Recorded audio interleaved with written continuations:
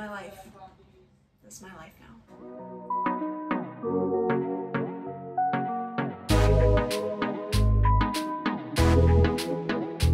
Hey guys, welcome back to Santossuerte Healing. It's Al here, and today's video is another insightful interview. Yay! Yeah. So this interview is with a dear sibling of mine, Akemi Kawano, who I met in my BIPOC herbalism cohort with La Mala Yerba, formerly known as Seed and Bloom. And in this video, we are going to be talking a little bit about intergenerational trauma, Reiki, the importance of yoga and coming back into our bodies. So I hope you guys enjoy, and we're gonna go ahead and go on into it. Well, welcome to Insightful Interviews. I'm so excited to have you on. I'm so excited to be here. They have offered to guide us into an introduction with breath work to start off this interview. So I'm really excited for that because I definitely feel like I need it. Same. I was thinking, like, if you guys can find yourself in a seated position, maybe your feet are on the ground. For me, they're hovering because I'm on my bed. And you can place your hands on your knees, straighten your back, pulling your shoulders back and down away from your ears. And then inhaling in through your nose. Exhaling.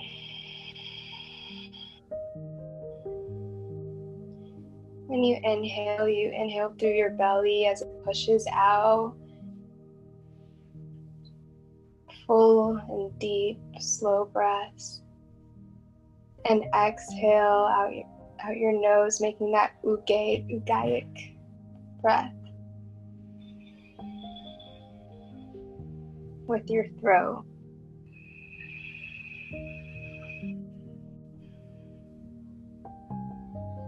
And then maybe you hold your breath at the top. And then you exhale for a count of 4. Sucking in your navel into your spine so your lungs are fully deflated. And then inhaling for a count of 4.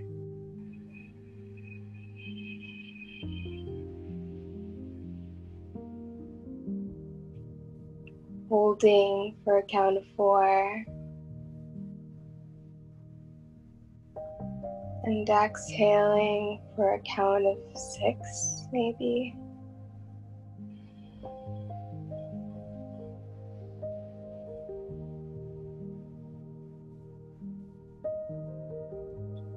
Inhaling, following your breath in your own counts.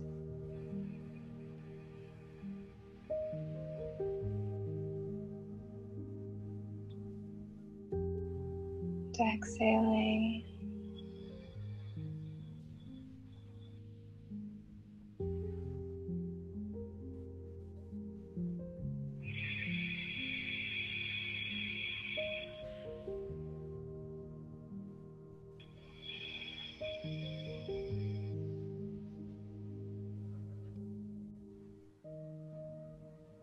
A few more breaths here.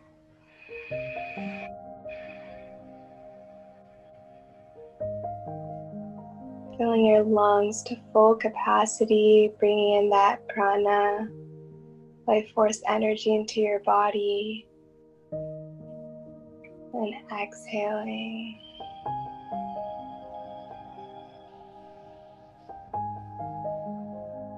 Releasing the old prana, the old life force energy that might have been stagnant.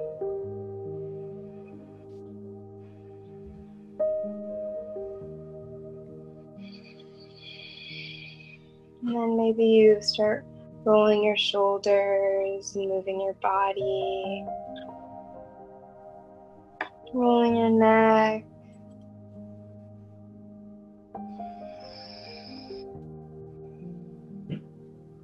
They come back into your body.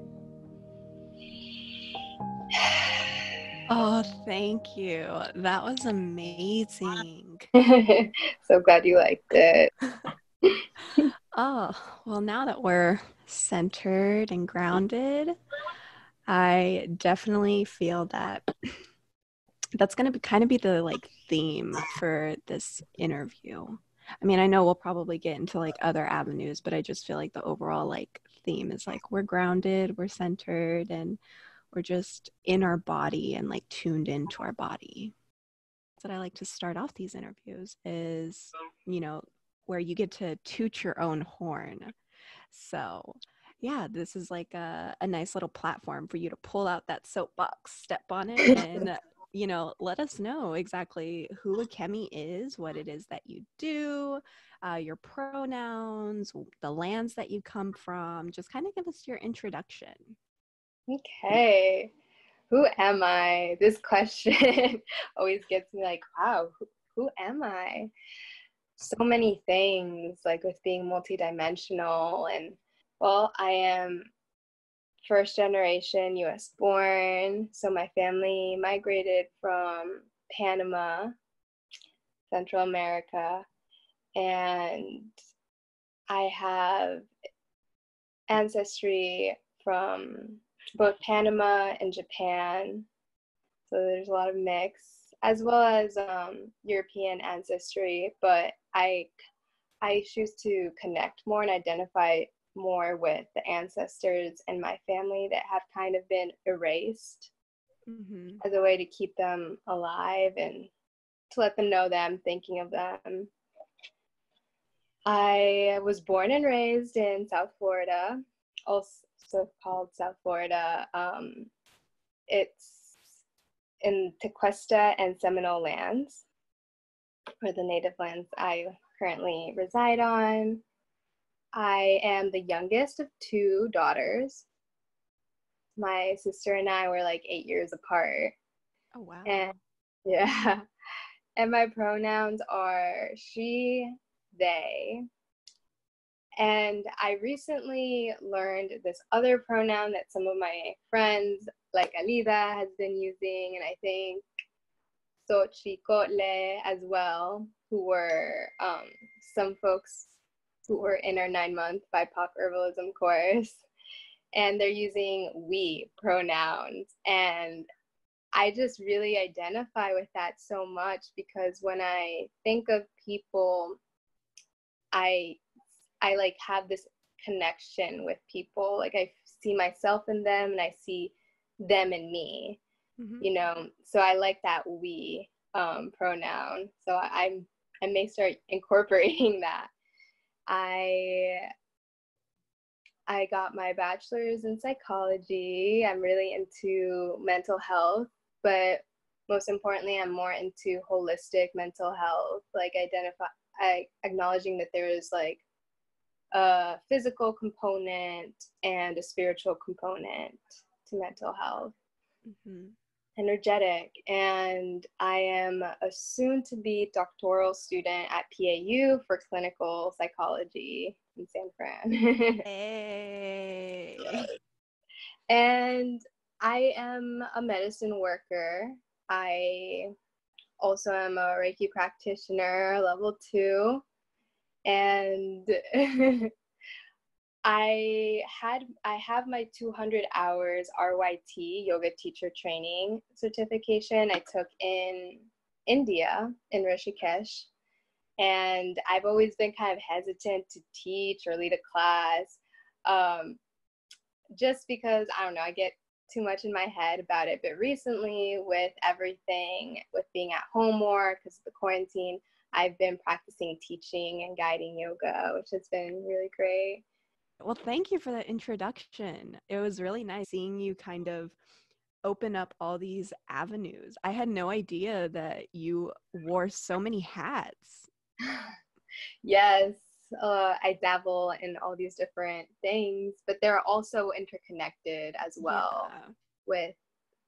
with like being a medicine worker and working with the energy of plants, like, and how they can support us through our own energy healing with our chakras. It's very insightful. And then the fact that you are also a Reiki practitioner, because not only are you like dealing with the spirit of plants and then incorporating that into medicine, but also just kind of going that extra mile and being like tapped and tuned into like source energy and being able to really be a channel for that to come through the medicine.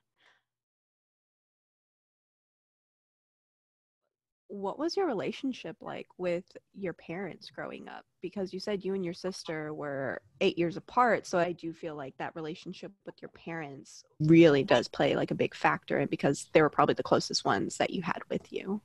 Yes. Well, both my parents were always working, so I was mainly at home with my grandma. And I was honestly playing a lot of video games. But when my parents were home and I had relationships with them, like reflecting, my dad was an alcoholic, so I don't have too much memories with him. And I don't know. And it's interesting because like now when I reflect on my childhood, I'm like, what is, I can't remember so much. And through psychology, I've learned it has to do a lot with repression. But the brief things I do remember about my dad was that he'd be goofy, and I kind of liked that. I was closest to him just because he was more like chill. My mom was very emotionally unavailable and pretty detached. So she was stricter and more angry. So I kind of stayed clear from her and tried to spend more time with him.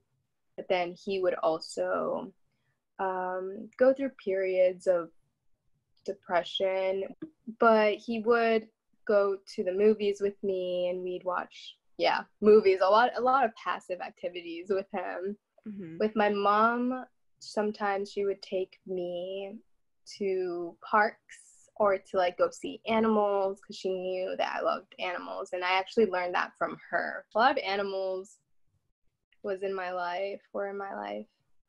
I think it's really interesting to kind of see how little Akemi is playing such a big factor into present Akemi's self. Yeah, that's so true. I feel like recently I've been reflecting. I feel definitely like I've been reconnecting with my younger self, curiosity and the creativity, and just the enjoying the simple things that call out to me versus trying to assimilate and like things that I don't necessarily vibe with. My dad and mom separated, so my dad moved to Panama. So when he moved was when I started having a lot of like weird spiritual experiences. I started hearing a lot of sounds in the house. We had a big house at the time. I would hear footsteps coming up the stairs next to me and behind me, and I was always on the computer like playing games and stuff. Because there wasn't too much stimulation at home, I was just like on playing video games, and I would hear these things and I'm like, oh my gosh, and the door would open and on its own, and we had an intercom in the house. I don't know if you know what that is. It's like where you press the button. You talk and then you can hear I thought it was really cool. I would be sleeping and all of a sudden it like blasted on in the middle of the night, and I would hear like a woman like screaming, singing. I didn't even know what she was doing because I was like half asleep, and I was like shook, and I'm like, my heart dropped. I'm like, oh my gosh, like what is this? I knew I had to go get out of the bed to turn down the intercom. And the thing is, I had gotten really scared of like spirits and stuff because of all the movies I watched with my dad growing up, and they just really negatively portray spirits. So I was like freaking out, and I was like, ah. And then as soon as I was like gonna put my foot on the ground, it stopped. I'm like, okay, that's really weird. And I like hid under the covers. So a lot of like middle school was dealing with a lot of weird things going on that I didn't know how to make sense of. And when I talk to my mom or tell them, they're like, no, like that's normal, da, da, da, da. Like they brushed it off. And I became best friends with one of my front door neighbors, and we'd just like carpool to school together, and I'd honestly spend a lot of time at her house so I wouldn't have to be at my creepy house with everything going on. don't want to be there. So I spent a lot of time with her. And then after that, my mother had decided to put me in a private school. And it was against my will. I did not want to go because all my friends were here. I had so much change happen with my dad leaving us. And then she wanted to put me in a private school, so I wasn't going to be around my friends. And I was really stressed out. But once I got to that school, it was really hard. Not going to lie. It was really hard because all the students there were super advanced. I was attending school with people who were part of like the top 1%, who are super wealthy. And it's Boca Raton, so it's very Republican and very wealthy, old money. It was very rough being there. So it was like a lot of culture shocks. And I was like, I can count on my hands, like the people of color, the students of colors who were there, as well as the teachers. At least in that middle school, there weren't any teacher of colors. They were all white. So it was really, it was a little traumatic. And I was very angry and upset. And I didn't fit in because everyone was preppy and like we had to wear these uniforms.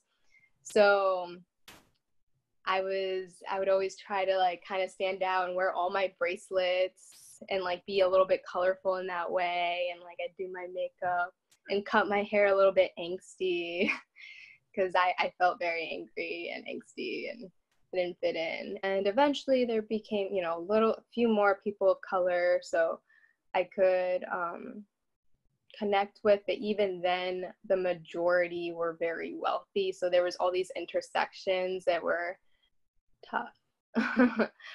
So I kind of just focused on my studies and I found a lot of love in learning and reading books. I loved, like, my favorite classes were English, world religions. That became one of my favorite classes. I loved it. Yeah, learning from all these different cultures.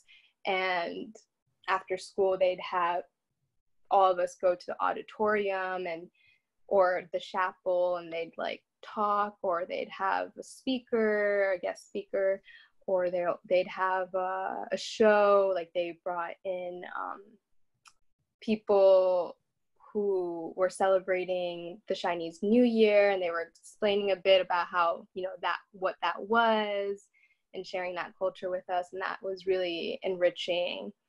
And that's where I got my first taste of Eastern beliefs and philosophies, which was really important for me because I was raised Catholic, strictly Catholic, and there was a lot of things within that religion that I didn't connect with and that just didn't really make sense to me.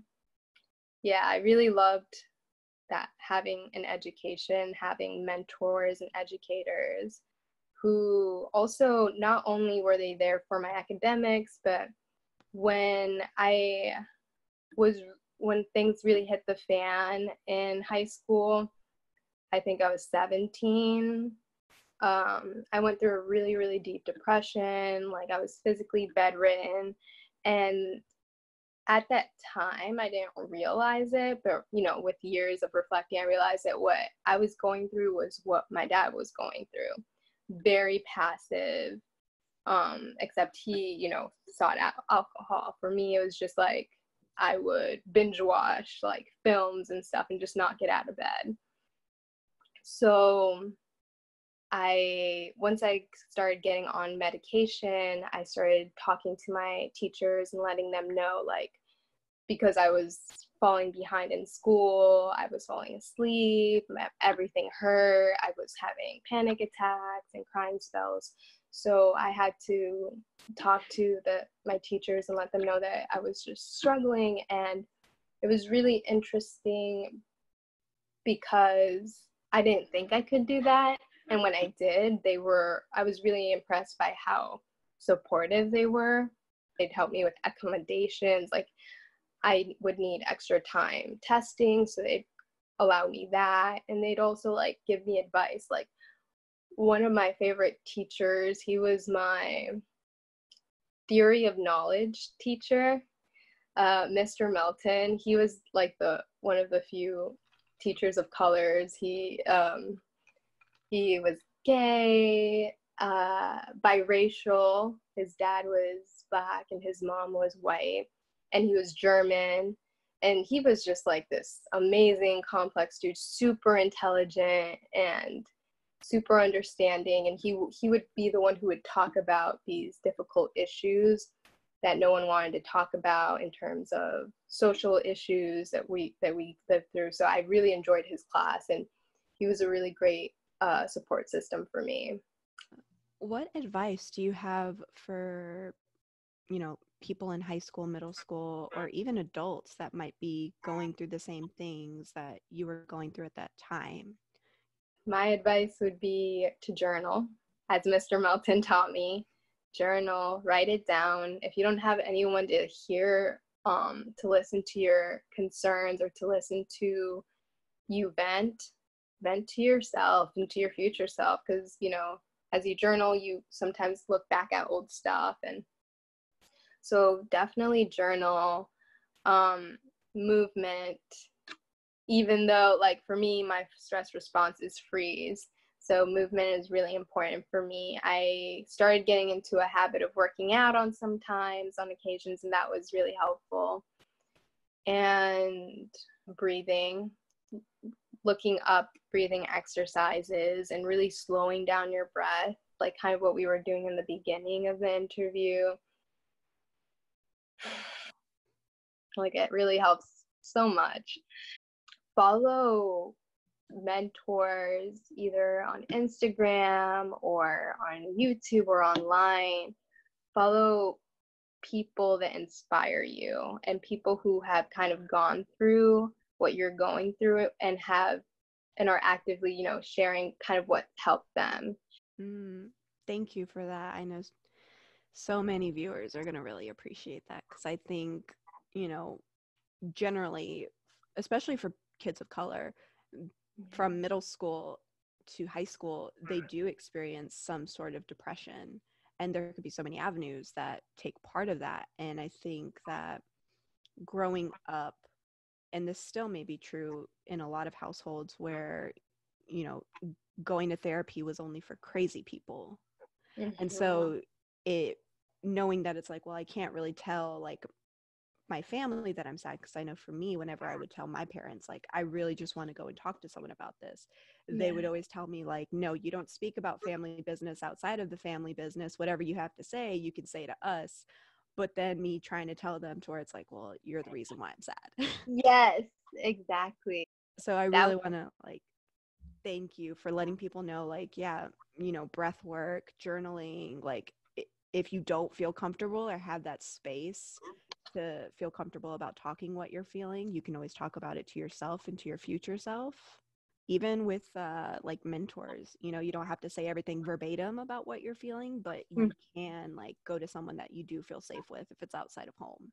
And exactly, 100, because that was also a thing, like, we don't talk about what happens in the household. So then how do I learn the language I need to express myself if I'm not practicing at home? So that's why school was really helpful for me, because I was learning languages and just reading things that do relate to these issues has been really helpful, like psychology books.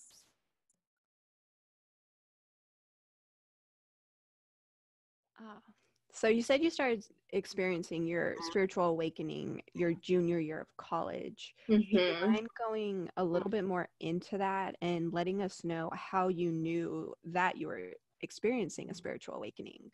Yes. So the summer before I went into my junior year, I had finally returned to Panama, which is where my family is from. And I hadn't been there in several years since I went to college. And we went to a rainforest in El Valle, and it was, me and my sister went on a hike over there. It was really beautiful. I love being around nature, and I was practicing my yoga poses, and I don't know, I just felt very at home I felt super fulfilled because I had explored a part of Panama that I hadn't before. And then I, went to school, and by the time I was in my junior year of college, my sister had moved back home from grad school. I had visited home, and I was downstairs. I was washing the dishes, and I had seen a dog spirit. And I thought it was my dog Chica. There's a white dog, and I'm washing the dishes, and there's like a little hallway across, and the dog was walking like that, and I just saw the end of it. I'm like, Chica, and the dog kept walking. I'm like, Chica, and then all of a sudden I hear Chica's like little bells ringing from her collar next to me. I'm like, oh my gosh, who was that? So then I go over, and to look into the hall that leads to the laundry room. There was no dog. Another time, like for Christmas break, I was home and we were talking, and she's like, can I ask you a weird question? I'm like, sure. She's like, have you seen, and I'm like, wait, a white dog that looks like Chica but is not Chica? She's like, yeah. And I'm like, oh my gosh. I'm like, do you see it in the hall? She's like, honestly, I've seen it in different parts of the house, like just walking, and I always think it's Chica, but then it's not Chica. And I'm like, wow, okay, so it's not just me. I was not losing it, because when I saw the man, I was like, okay, I've lost my mind. No one's going to believe me, and I didn't know anyone who had seen spirits. So when my sister confirmed that she's seen the dog, and then I asked her if she saw the man, she's like, no, I don't see him, but I see Chica, our dog, the little girl, would go in the middle of the living room, look up, and start barking at something that she couldn't see.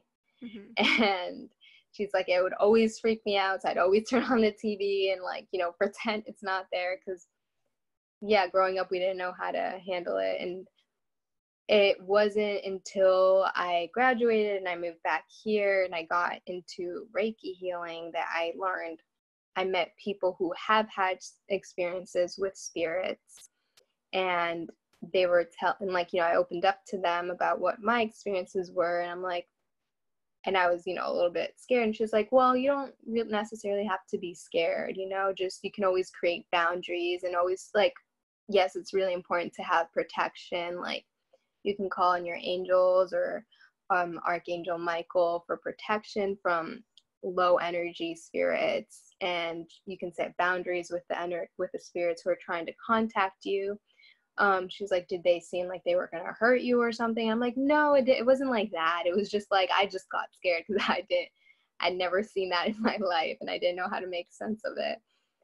So eventually, once I set that boundary and intention, I went to bed, and I was awoken in the middle of the night around this time last year, and a little sooner actually. And then I saw that same figure, and it ended up being my dad.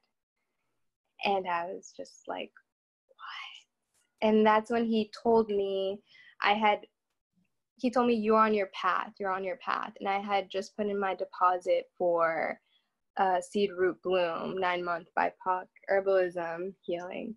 So I was like, wow, okay, so the awakening is here, completely clearly communicated by my ancestor. Wow. And how did you find out about seed root and bloom?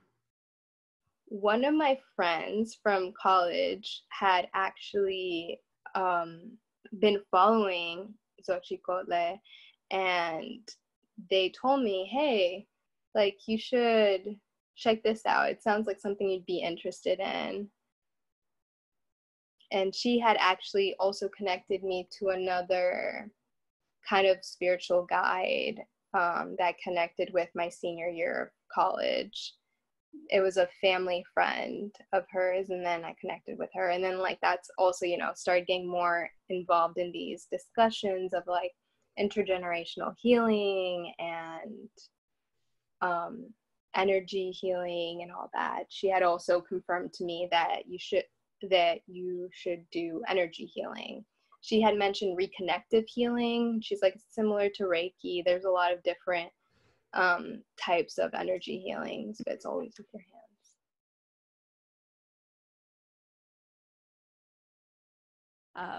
So what was going to India like?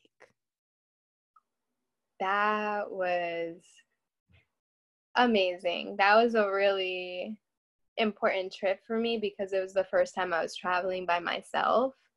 Like I've traveled by myself to Massachusetts, but out of state, out of the country, it was the first time.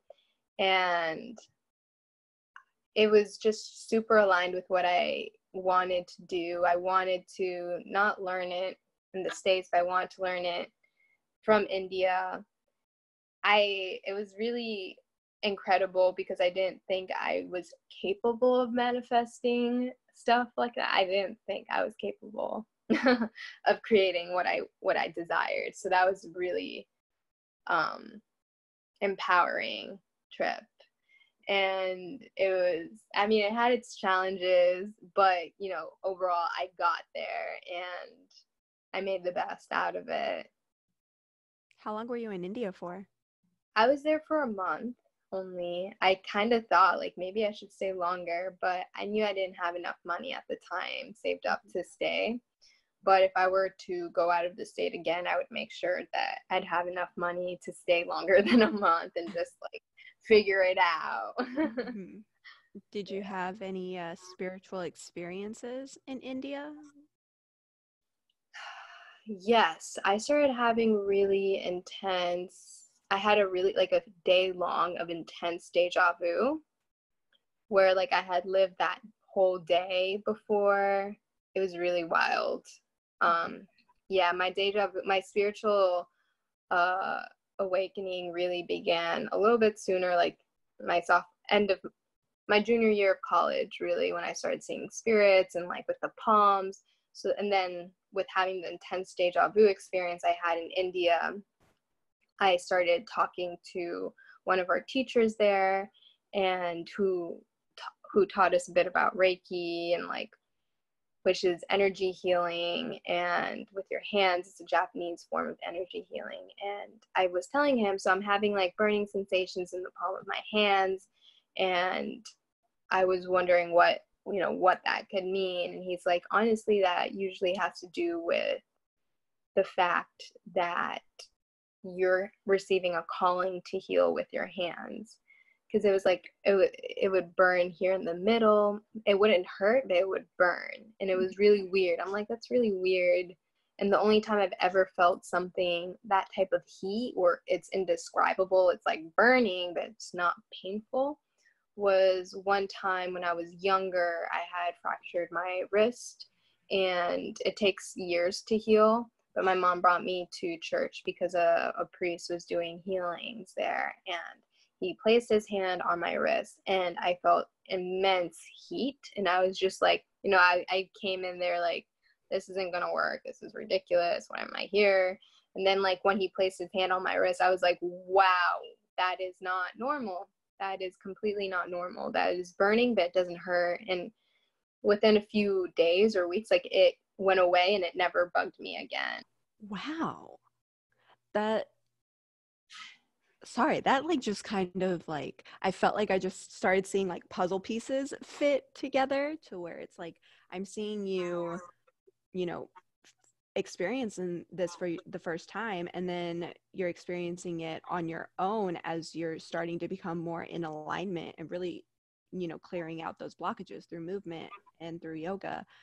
And yeah, she's going to have this as well. So I might as well go ahead and help her so that way she can help others later on.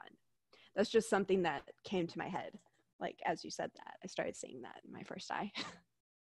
Wow. Yeah. Yeah. It was interesting because although I was very resistant of like the whole Catholic religion, the spiritual people from that religion, I had interesting experiences with them.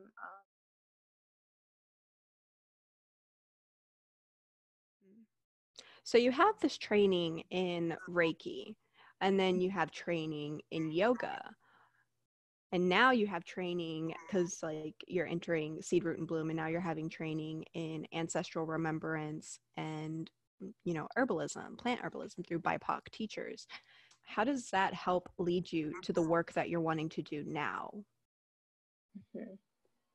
So part of the reason, I took the year off was like when I was getting to my senior year of college, when I was there, I realized, okay, so psychology has been helpful, medication has been helpful, but I don't want to continue to rely on medication as a crutch, like at least Western medicine, because it has all these other side effects and interactions. So I was like, there's more to this. And with like learning yoga and breathing, I was like, wow, all of this should be also incorporated into psychology, breath work and body movement, and then at the same time energy and like understanding your lineages and it was just all I wanted to bring it together. So I wanted to really kind of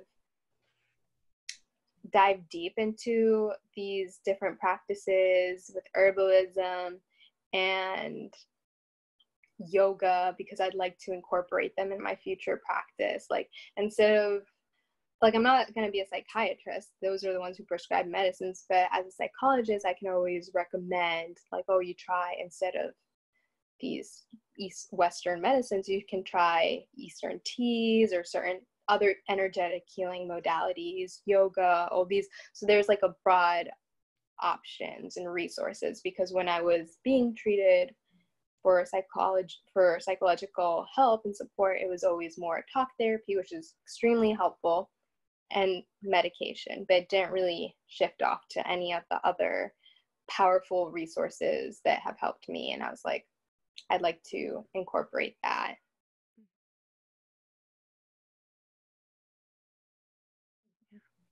And so I know that recently you've been doing a lot of self-healing work with intergenerational trauma. Can you talk a little bit more about that for those that aren't too familiar with that? Yes.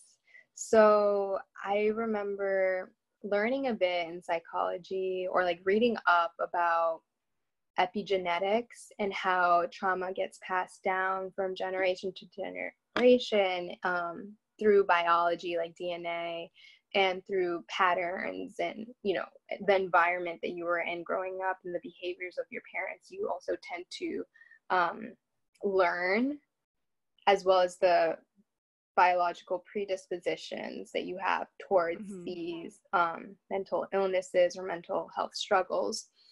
Recently, as I started getting closer to herbal medicine, and with that journey of ancestral healing, it was a lot about reconnecting to our roots and really trying to understand where some of our pains and struggles come from.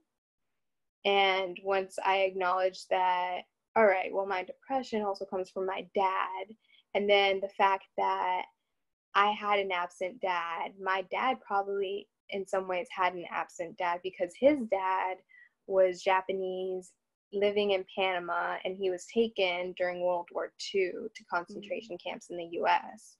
So he lost a father figure, and that was a big trauma. And my mom, my dad was always the one trying to research more about the grandfather that he lost. But my mom and like in the family, it was not really talked too much about. So there was no really healing involved. It's more like, oh, it's something that happened. The US had to do what they had to do. And I'm just like, no, that's not okay.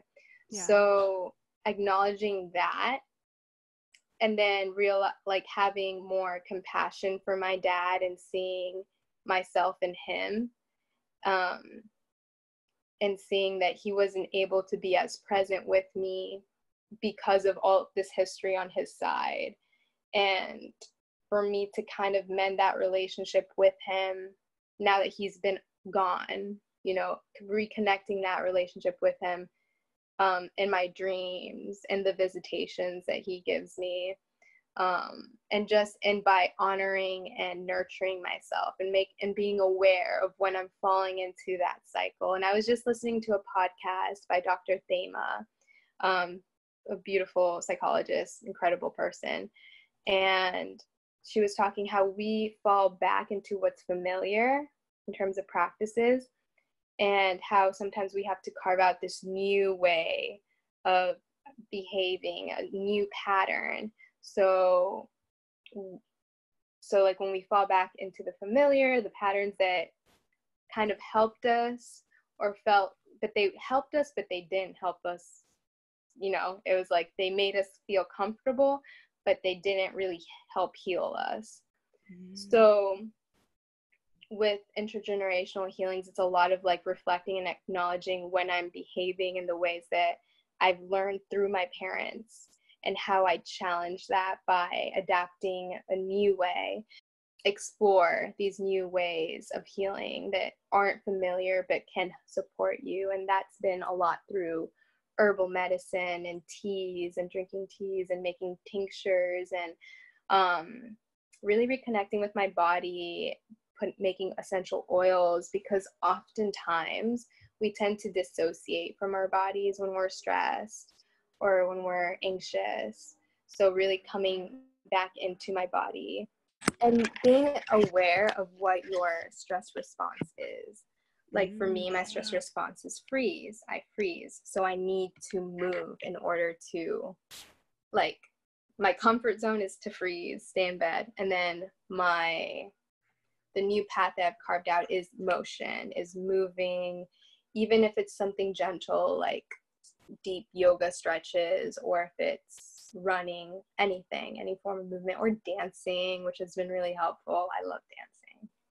Yes, dancing, I feel it not only activates the like root chakra, but I feel as though it really does kind of help, just like align all the chakras, because I know that in most cultures, dancing is a really great way to sort of release any energy that you're holding within your body and allowing for source, or for, if you're working with like a deity, if you're working with, like an ancestor, it allows for them to kind of come in and possess your body a little bit, but more so in a way that is healing for them and for yourself as well.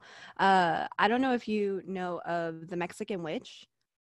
Have you? Okay. Well, so the Mexican witch, her name's Valeria. She just actually made a YouTube video talking about possessions and incantations. And that was one of the things that she was saying. She was like, when you're dancing, you're allowing for a spirit to take possession over you, but you have that boundary set with them to know that it's like, this is needing to happen because it's helping you and it's helping them and it's helping you connect more. So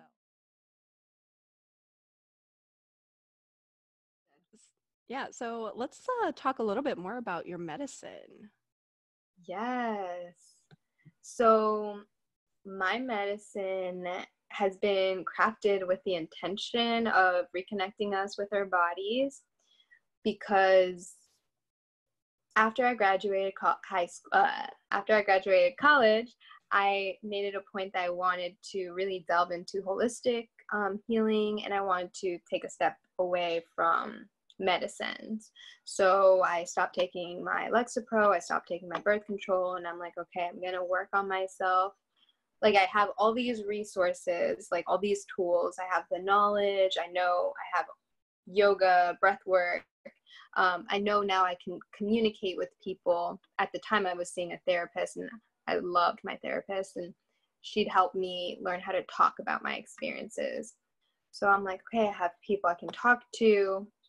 Now it's just a matter of being consistent with practicing my rituals, practicing yoga, and remaining disciplined. So I have a line of medicines that are specifically tailored to us reconnecting to our bodies, and it's called My Pleasures Revolutionary, because, when we struggle with dissociation, we forget about the pleasures, the little things that bring us pleasures, the things that make us happy and that make us feel good. And something as simple as just self-massaging or hydrating your body is all we need, kind of, to just like bring us back, and just the smells and everything.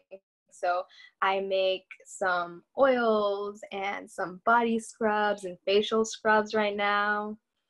So yes, and I have those to offer, as well as my hibiscus mother essence to help my friends get their period. And actually, I was on the phone with one of my friends yesterday who she was on birth control and it messed up with her hormones and she hadn't been bleeding at all. So she was taking the mother essence, the hibiscus mother essence I sent her, and she told me that she's been getting it every month. And she even got it this month with the full moon. So I was just like, wow. Yes. Because you had sent me some of your mother essence as part of our medicine exchange in Seed, Root, and Bloom. And I can definitely vouch that this mother essence, this hibiscus mother essence, not only will help you with your cycle in bringing it, but it helps with strengthening it as well, because I've always had trouble with having a consistent cycle. Either, you know, in high school, I would get like 1 to 2 cycles a year. And then when I started being more sexually active, it would come, but I was also on birth control. And when I stepped off birth control, it took about 5 years for my body to sort of recalibrate itself. And then when I started taking your hibiscus mother essence, I started noticing that, you know, my blood was actually a lot more like stronger in color. The flow was more consistent. And I noticed that it helped with my emotional state as well. Like, I think I remember sending you a message on how I was like, it makes me giggly. Like, I would put it in my water, and all of my coworkers, because I would just start laughing out of nowhere. And all my coworkers were like, what are you on? And I would show them, and I would, like, you know, share it with them, and they would be like, oh my God, like, is this laced with something? And I was like, it's laced with sunshine. And I would literally like put my arms back and just go like that. But yes, if y'all have the chance, definitely jump in on getting that hibiscus mother essence. Like, I swear by it. I swear by it. Oh man, I don't know about y'all, but I feel great right now. I'm like over here moving in my seat because I'm like, we're talking about movement, so I'm like kicking my feet up. I'm like, ooh, gotta move. Yeah. And like, I don't know about you, but I feel like just by doing this, I'm like feeling so much energy. Like, yeah, those waves. Man. And if your spirit could be anything else outside of its human body, what would it be? It'd be a butterfly. It'd be a caterpillar. Hold on. I take it back. It'd be a caterpillar.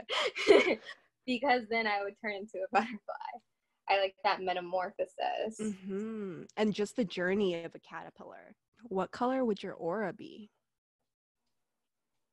It could be multiple colors. It doesn't have to be just one. It could be multiple. I feel like my aura would be yellow and purple. Yellow. I don't know. I have this really strong connection to yellow, and honestly, a lot of my medicines, I'm noticing a lot of them are turning out to be yellow. So a lot of solar plexus energy, you know, like, and that's like your associated with your ability for self-sovereignty and to advocate for yourself. And I feel like this journey of healing has been like, you know, a lot of shadow work, and now I'm getting to the point in my life where I'm advocating more for myself and I am aligning more. And then with purple, it's just, I know it's associated kind of with the upper chakras, maybe your crown chakra, and purple's always been just one of my favorite colors. Like amethyst is my favorite stone, and amethyst is associated with Aquarius zodiac. Yes, and my grandma's an Aquarius, my grandma who raised me. Yeah, I really did enjoy spending this time with you, Akemi. I mean, I always love, you know, sharing conversation with you. Yes. But I was really glad that I was able to that we were able to get to know you a little bit better. And I feel like during this interview, we've just kind of seen like an evolution of you. Oh, yes. I'm so grateful for this. I always get so nervous, but it was really nice to talk and to begin practicing speaking with you. Yeah. So I guess the last thing I have to ask is, where can we find you on social media? Sunday's lotus flower with an A at the end. Little playful twist. That's my botanica shop, and that's where you can message me about herbal tinctures and medicines. And I'm gonna be posting much more posts about the medicines that I have to offer. Yeah, so I will go ahead and have all of your social media links in the description box below so that way people can follow you. I appreciate you being able to spend this time with us, Akemi. Oh, I have so much love for you, and it's so beautiful to see your face. So much love for you. I'm so happy and proud of you for creating this sacred space that you did. Thanks. Oh, I'm going to talk to you later, Akemi, but I'll see you next time. All right. See you. Talk to you. Bye. Bye. So, I hope you guys enjoyed this interview with Akemi. You can definitely follow them on Instagram, and you can find their handle in the description box below. And definitely check out their medicines. I do know at the moment, because Kemi and I were both part of the Moon Healers Market, which if you follow me on Instagram, you definitely have seen me post about it time and time again. You can still buy some of Akemi's offerings, and 50% of their proceeds are going to be going to the Black Healers Fund of NYC. So if you like this video, give it a thumbs up. Let me know in the comment section down below what resonated with you, what you liked, and subscribe to the channel if you haven't already. Share this with your friends. Help me grow this platform, you know? I guess that's all I have for you guys today, so I will see y'all next time. Bye!